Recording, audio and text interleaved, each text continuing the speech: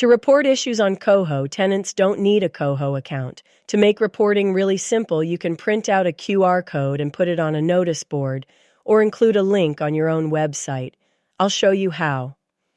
When you're in your maintenance dashboard, click on the cog and expand Reporting URL. Here, you'll see a link you can put on your own website that allows reporting to any property. To create a link for a specific property, click on Individual Property Link.